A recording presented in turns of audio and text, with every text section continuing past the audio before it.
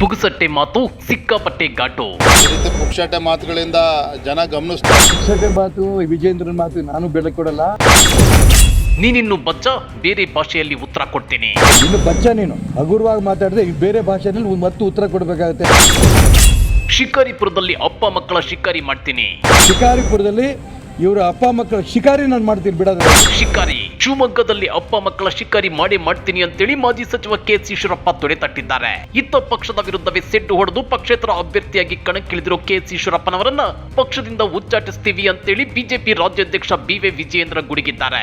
ಇದಕ್ಕೆ ಈಶ್ವರಪ್ಪ ಕೊಟ್ಟ ತಿರುಗೇಟು ಹೇಗಿತ್ತು ಗೊತ್ತಾ? ಅದನ್ನ ಡೀಟೇಲ್ ಆಗಿ ತೋರಿಸ್ತೀವಿ. ಆದ್ರೆ ಅದಕ್ಕಿಂತ ಮೊದಲು ನಮ್ಮ ಚಾನೆಲ್ ಅನ್ನು ಸಬ್ಸ್ಕ್ರೈಬ್ ಮಾಡ್ಕೊಳ್ಳಿ. ಹಾಗೇನೆ ಪಕ್ಕದಲ್ಲಿರೋ ಬೆಲ್ ಬಟನ್ ಅನ್ನು ಪ್ರೆಸ್ ಮಾಡಿ. ರಾಜ್ಯ ಬಿಜೆಪಿಗೆ ಬಿವೈ ವಿಜಯೇಂದ್ರ ಅವರ ಕೊಡುಗೆ ಏನು, ಕೆಎಸ್ ಈಶ್ವರಪ್ಪನವರ ಕೊಡುಗೆ ಏನು ಅನ್ನೋದನ್ನ ಇಡೀ ರಾಜ್ಯ ಕಂಡಿದೆ. ಅಪ್ಪನ ನೆರಳಲ್ಲಿ, ಅದು ಕೂಡ ಶಾರ್ಟ್ ಕಟ್ ಅಲ್ಲಿ ರಾಜ್ಯಾಧ್ಯಕ್ಷರಾಗಿರೋ ಬಿವೈ ವಿಜಯೇಂದ್ರ ಈಶ್ವರಪ್ಪನವರ ವಯಸ್ಸಿಗಾದ್ರೂ ಗೌರವ ಕೊಡದೆ ವಾಗ್ದಾಳಿ ನಡೆಸಿದ್ದಾರೆ. ಈಶ್ವರಪ್ಪ ನಾಮಪತ್ರ ವಾಪಸ್ ತಗೊಂಡಿಲ್ಲ ಅಂದ್ರೆ ಈಶ್ವರಪ್ಪನವರ ವಿರುದ್ಧ ಶಿಸ್ತು ಕ್ರಮ ತೆಗೆದುಕೊಳ್ಳಬೇಕಾಗುತ್ತೆ ಅಂತೇಳಿ ಗುಡುಗಿದ್ರು. ಇದಕ್ಕೆ ಈಶ್ವರಪ್ಪ ಕೊಟ್ಟ ತಿರುಗೇಟು ಹೇಗಿತ್ತು ಗೊತ್ತಾ? ಶಿಸ್ತು ಕ್ರಮ ಅವನು ಇಂಡಿಪೆಂಡೆಂಟ್ ಅನ್ನು ಎತ್ಕೊಂಡು ಬಂದ್ರೆ ಶಿಸ್ತು ಕ್ರಮ ತಗೊಳ್ಳೋದು ಏನ್ ಬಂತು? ಈ ಪಾರ್ಟಿಯಿಂದ ಹೊರಗೆ ಬಂದೇ ಆಯ್ತು ಅರ್ಥ. ನಾನು ಇಂಡಿಪೆಂಡೆಂಟ್ ನಿಂತಿದೆ ಅಂತ ಅದು ಅರ್ಥವೂ ಅವನಿಗೆ ಗೊತ್ತಿಲ್ಲ. ರಾಜ್ಯ ಅಧ್ಯಕ್ಷನಿಗೆ, ಬಿಜೆಪಿ ರಾಜ್ಯಾಧ್ಯಕ್ಷನಿಗೆ ನಾನು ಬಿಜೆಪಿ ಬಿಟ್ಟು ಪಕ್ಷೇತರ ನಿಂತಿದ್ದ ಅರ್ಥವೇ ಇನ್ನು ಶಿಸ್ತು ಕ್ರಮ ಕೊಡು. ಪಕ್ಷೇತರ ನಾನು ಬಿಜೆಪಿಲಿ ಇಲ್ಲ, ಏನು ಕ್ರಮ ತಗೋತೀಯ ತಗೋ. ಇಂಥ ಗೊಡ್ಡು ಬೆದರಿಕೆ ಹೆದರೋಣಲ್ಲ ನಾನು. ಕೇಳಿದ್ರಲ್ವಾ ಈಶ್ವರಪ್ಪನವರು ಹೇಳಿದ್ದನ್ನ? ಪಕ್ಷೇತರವಾಗಿ ನಿಂತ ಮೇಲೆ ಬಿಜೆಪಿ ಪಕ್ಷ ಅದ್ಯಾವ ಶಿಸ್ತು ಕ್ರಮ ತೆಗೆದುಕೊಳ್ಳಲಿ ಬಿಡಿ, ಇಂಥ ಗುಡ್ಡು ಬೆದರಿಕೆಗಳಿಗೆಲ್ಲ ಹೆದರಲ್ಲ ನಾನು ಅಂತೇಳಿ ಈಶ್ವರಪ್ಪ ಗುಡುಗಿದ್ದಾರೆ. ಇದಕ್ಕೆ ರಿಯಾಕ್ಟ್ ಮಾಡಿರೋ ಬಿವೈ ವಿಜಯೇಂದ್ರ ಶಿವಮೊಗ್ಗದಲ್ಲಿ ಈಶ್ವರಪ್ಪನವರ ಪುಗ್ಸಟ್ಟೆ ಮಾತುಗಳಿಗೆ ಬೆಲೆ ಸಿಗಲ್ಲ ಅಂತೇಳಿದ್ರು. ಇದಕ್ಕೂ ಮಾತಲ್ಲೇ ಈಶ್ವರಪ್ಪ ಕುಟ್ಟಿ ಕೆಡವಿದ್ದೇಗೆ ಅನ್ನೋದನ್ನ ಒಮ್ಮೆ ನೋಡ್ಕೊಂಡ್ಬಿಡಿ. ಈಶ್ವರಪ್ಪ ಮಂತ್ರಿಗಳಾಗಿ ಶಿವಮೊಗ್ಗ ಜಿಲ್ಲೆಗೆ ಏನು ಕೊಡುಗೆ ಕೊಟ್ಟಿದ್ದಾರೆ, ಉಪಮುಖ್ಯಮಂತ್ರಿಗಳಿಗೆ ಅವ್ರ ಕೊಡುಗೆ ಏನು ಶಿವಮೊಗ್ಗ ಜಿಲ್ಲೆಗೆ, ರಾಘವೇಂದ್ರ ಅವರು ಸಂಸದರಾಗಿ ಯಾವ ರೀತಿ ಅಭಿವೃದ್ಧಿ ಕೆಲಸ ಮಾಡಿದ್ದಾರೆ, ಯಡಿಯೂರಪ್ಪ ಮುಖ್ಯಮಂತ್ರಿಗಳಾಗಿ ಜಿಲ್ಲೆಗೆ ಏನು ಕೊಡುಗೆ, ರಾಜ್ಯಕ್ಕೆ ಏನು ಕೊಡುಗೆ ಅಂತೇಳಿ ಮನೆಯಲ್ಲೂ ಕೂಡ ಮಾತನಾಡ್ತಾರೆ. ಸೊ ಅವರಿಂದ ಕಲಿಬೇಕಾಗಿರ್ತಕ್ಕಂಥ ಅವಶ್ಯಕತೆ ಇಲ್ಲ. ರಾಘವೇಂದ್ರ ಅವರು ಒಬ್ಬ ಜನಪ್ರಿಯ ಸಂಸದರಿದ್ದಾರೆ. ಈ ರೀತಿ ಪುಕ್ಷಾಟೆ ಮಾತುಗಳಿಂದ ಜನ ಗಮನಿಸ್ತಾರೆ. ಶಿವಮೊಗ್ಗ ನಗರಕ್ಕೆ, ಜಿಲ್ಲೆಗೆ ನಾನು ಏನು ಮಾಡಿರುತ್ತೆ ಜಿಲ್ಲೆ ಜನಕ್ಕೆ ಗೊತ್ತು, ನಗರ ಜನಕ್ಕೆ ಗೊತ್ತು. ಶಿವಮೊಗ್ಗ ನಗರ ಜನನೂ ನಿಂಗೆ ಗೊತ್ತಿಲ್ಲ. ಶಿಕಾರಿಪುರದಲ್ಲಿ 60,000 ಇದ್ದಿದ್ದು 10,000ಕ್ಕೆ ಬಂದು ಇಳಿದಿದ್ದೀನಿ. ನೀನು ಓಟ್ ಲೀಡು. ಮುಂದಿನ ಚುನಾವಣೆಯಲ್ಲಿ ಗೊತ್ತಾಗುತ್ತೆ ಏನು ಅಂತ. ತಿಣಕಿ 10,000 ಎಷ್ಟು ಕೋಟಿ ಖರ್ಚು ಮಾಡಿಯೋ ನನಗೆ ಗೊತ್ತಿಲ್ಲ.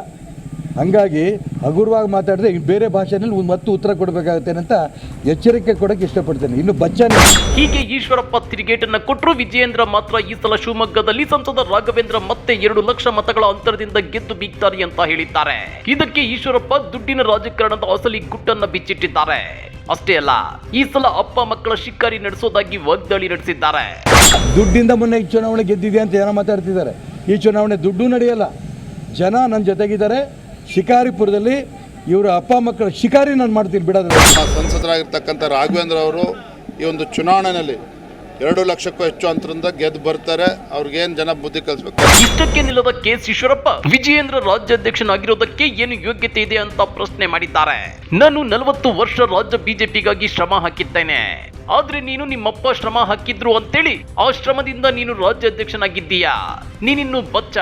ನನ್ನ ವಿರುದ್ಧ ಮಾತನಾಡ್ಬೇಕಾದ್ರೆ ಹುಷಾರ್ ಅಂತೇಳಿ ಕಿಡಿಕಾರಿದ್ದಾರೆ. ಪುಕ್ಷಾಟೆ ಮಾತು, ವಿಜೇಂದ್ರನ್ ಮಾತು ನಾನು ಬೆಲೆ ಕೊಡಲ್ಲ. ರಾಜ್ಯ ಅಧ್ಯಕ್ಷನಾಗಿ ಆಗೋದಕ್ಕೆ ನೀನು ಏನು ಯೋಗ್ಯತೆ ಇದೆ ಅಂತ ನಾನು ಕೇಳಕ್ಕೆ ಇಷ್ಟಪಡ್ತೇನೆ. 40 ವರ್ಷ ನಾನು ಈ ಪಕ್ಷಕ್ಕೋಸ್ಕರ ಶ್ರಮ ಹಾಕಿದ್ದೇನೆ. ನಿಮ್ಮಪ್ಪ ಶ್ರಮ ಹಾಕಿದ್ರು ಅಂತ ಆ ಶ್ರಮದಿಂದ ನೀನು ರಾಜ್ಯಾಧ್ಯಕ್ಷ ಆಗಿದೆಯಾ? ನಿನಗೆ ಈ ರೀತಿ ಮಾತಾಡೋಕ್ಕೆ ನೀನು ಯೋಗ್ಯತೆಯೇ ಇಲ್ಲ. ಶಿವಮೊಗ್ಗ ನಗರಕ್ಕೆ, ಜಿಲ್ಲೆಗೆ ನಾನು ಏನು ಮಾಡಿರುತ್ತೆ ಜಿಲ್ಲೆ ಜನಕ್ಕೆ ಗೊತ್ತು, ನಗರ ಜನಕ್ಕೆ ಗೊತ್ತು. ಶಿವಮೊಗ್ಗ ನಗರ ಜನನೂ ನಿಂಗೆ ಗೊತ್ತಿಲ್ಲ. ಶಿಕಾರಿಪುರದಲ್ಲಿ 60,000 ಇದ್ದಿದ್ದು 10,000ಕ್ಕೆ ಬಂದು ಇಳಿದಿದ್ದೀನಿ. ನೀನು ಓಟ್ ಲೀಡು. ಮುಂದಿನ ಚುನಾವಣೆಯಲ್ಲಿ ಗೊತ್ತಾಗುತ್ತೆ ಏನು ಅಂತ. ತಿಣಕಿ 10,000 ಎಷ್ಟು ಕೋಟಿ ಖರ್ಚು ಮಾಡಿಯೋ ನನಗೆ ಗೊತ್ತಿಲ್ಲ. ಹಾಗಾಗಿ ಹಗುರವಾಗಿ ಮಾತಾಡಿದ್ರೆ ಬೇರೆ ಭಾಷೆಯಲ್ಲಿ ಮತ್ತು ಉತ್ತರ ಕೊಡಬೇಕಾಗುತ್ತೆ ಅಂತ ಎಚ್ಚರಿಕೆ ಕೊಡೋಕ್ಕೆ ಇಷ್ಟಪಡ್ತೇನೆ. ಇನ್ನು ಬಚ್ಚ ನೀನು, ಆಯಿತಾ? ನಿಮ್ಮ ಅಪ್ಪನ ಶ್ರಮದಿಂದ ನೀನು ಇವತ್ತು ರಾಜ್ಯ ಅಧ್ಯಕ್ಷ ಆಗಿದೆಯಾ? ಇದು ನೆನಪಿಟ್ಕೊಂಡು 40 ವರ್ಷ ನಾನು ತಪಸ್ಸು ಮಾಡಿದ್ದೀನಿ ಈ ಪಕ್ಷಕ್ಕೋಸ್ಕರ. ನನಗೆ ಟೀಕೆ ಮಾಡೋಷ್ಟು ಯೋಗ್ಯತೆ ನಿನಗಿಲ್ಲ. ರಾಜ್ಯ ಅಧ್ಯಕ್ಷ ಆಗಿ ಅಲ್ಲೋಗಿ 6 ತಿಂಗಳು ಒತ್ತಡ ಕೊಟ್ಟು, ಮೇಲ್ನೋರು ಒತ್ತಡ ಕೊಟ್ಟು ರಾಜ್ಯಾಧ್ಯಕ್ಷರಾಗ್ಬಿಟ್ರೆ ನೀನು ಬಾಯಿ ಬಂದ ಮಾತಾಡೋಕೆ ಅವಕಾಶ ಕೊಟ್ಟಿದ್ದೀನಿ ಅಂತ ಅನ್ಕೊಂಡಿದ್ಯಾ? ಹುಷಾರನ್ನಂತ ಮಾತಿಸಂತ ಹೇಳಕ್ಕೆ ಇಷ್ಟಪಡ್ತೀನಿ. ಕೇಂದ್ರದಲ್ಲಿ ಮೋದಿ ಕುಟುಂಬ ರಾಜಕಾರಣಕ್ಕೆ ವಿರೋಧ ವ್ಯಕ್ತಪಡಿಸುತ್ತಿದ್ದಾರೆ. ಆದ್ರೆ ರಾಜ್ಯ ಬಿಜೆಪಿಯಲ್ಲಿ ಅಪ್ಪ ಮಕ್ಕಳು ಕುಟುಂಬ ರಾಜಕಾರಣ ಮಾಡ್ತಿದ್ದಾರೆ. ವಿಜಯೇಂದ್ರ ರಾಜ್ಯಾಧ್ಯಕ್ಷ, ಅವರ ಸಹೋದರ ಸಂಸದ, ತಂದೆ ಕೇಂದ್ರ ಚುನಾವಣಾ ಸಮಿತಿ ಸದಸ್ಯ ಅಂತೇಳಿ ಈಶ್ವರಪ್ಪ ವ್ಯಂಗ್ಯವಾಡಿದ್ದಾರೆ. ಅಷ್ಟೇ ಅಲ್ಲ, ನಿಮ್ಮ ಕುಟುಂಬದಲ್ಲಿ ಇನ್ನು ಯಾರಿಗಾದ್ರೂ ಸ್ಥಾನ ತಪ್ಪಿದ್ರೆ ಅವರಿಗೂ ಸ್ಥಾನ ನೀಡಿ. ಪಕ್ಷ ಇರೋದು ನಿಮ್ಮ ಹಾಗೂ ನಿಮ್ಮ ಕುಟುಂಬದ ಸೇವೆ ಮಾಡೋದಕ್ಕಾಗಿ.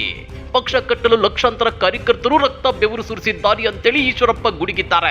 ನರೇಂದ್ರ ಮೋದಿಯವರ ಉದ್ದೇಶ ಅಲ್ಲಿ ಕುಟುಂಬ ರಾಜಕಾರಣ ಕೇಂದ್ರದಲ್ಲಿ ಸೋನಿಯಾ ಗಾಂಧಿ, ರಾಹುಲ್ ಗಾಂಧಿ ಇದೆ, ಅದ್ರ ವಿರುದ್ಧವಾಗಿ ನಾನು ಪ್ರಯತ್ನ ಮಾಡ್ತೀನಿ ಅಂತ ಮೋದಿ ಹೇಳ್ತಿರ್ಬೇಕಾದ್ರೆ ಇಲ್ಲಿ ಅಪ್ಪ ಮಕ್ಕಳಿಂದ ಈ ಪಕ್ಷವನ್ನು ಹೊರಗೆ ತರೋದಕ್ಕೋಸ್ಕರ ನಾನು ಮಾಡ್ತಿರೋ ಪ್ರಯತ್ನ.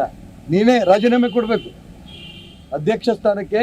ನೀನು, ನಿಮ್ಮ ಅಣ್ಣ MP, ನಿಮ್ಮ ಅಪ್ಪ ಕೇಂದ್ರ ಚುನಾವಣಾ ಸಮಿತಿ ಸದಸ್ಯ, ಇನ್ಯಾರು ಉಳಿದಿರ ಎಲ್ಲರೂ ಮಾಡ್ಕೊಂಬಿಡಿ. ನಿಮ್ಮ ಕುಟುಂಬಕ್ಕೋಸ್ಕರ ಇರುತ್ತಾರೆ BJP.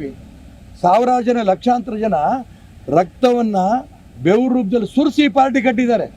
ನಿನ್ನ ಕೊಡುಗೆ ಏನು? ಹುಷಾರ ಮಾತಾಡಿ ಇನ್ನೊಂದ್ಸರಿ. ಹಾಗಾದ್ರೆ ಶಿವಮೊಗ್ಗದಲ್ಲಿ ಕುರುಬ ಸಮುದಾಯದ ಮತಗಳು BY ರಾಘವೇಂದ್ರ ಅವರಿಗೆ ವಿರುದ್ಧವಾಗಿ ಬೀಳ್ತಾವ, ಅಹಿಂದ ಮತಗಳು ರೊಚ್ಚಿಗೇಳ್ತಾವ. KS ಈಶ್ವರಪ್ಪ ಅಖಾಡದಲ್ಲಿದ್ರೆ ರಾಘವೇಂದ್ರ ಗೆಲುವು ಕಷ್ಟವಾಗುತ್ತಾ, ಅಥವಾ ಇವರಿಬ್ಬರ ಜಗಳದಲ್ಲಿ ಶಿವಮೊಗ್ಗ ಕಾಂಗ್ರೆಸ್ ಅಭ್ಯರ್ಥಿ ಗೀತಾ ಶಿವರಾಜ್ ಕುಮಾರ್ ಗೆದ್ದು ಬೀಗ್ತಾರಾ? ಕಮೆಂಟ್ ಮಾಡಿ, ವಿಡಿಯೋ ಲೈಕ್ ಮಾಡಿ, ಶೇರ್ ಮಾಡಿ. ಇಂಥ ಮತ್ತಷ್ಟು ರೋಚಕ ರಾಜಕೀಯ ಸುದ್ದಿಗಳನ್ನ ಮಿಸ್ ಮಾಡದೆ ನೋಡ್ಬೇಕು ಅಂದ್ರೆ ನಮ್ಮ ಯೂಟ್ಯೂಬ್ ಚಾನಲ್ ಅನ್ನ ಸಬ್ಸ್ಕ್ರೈಬ್ ಮಾಡ್ಕೊಳ್ಳಿ.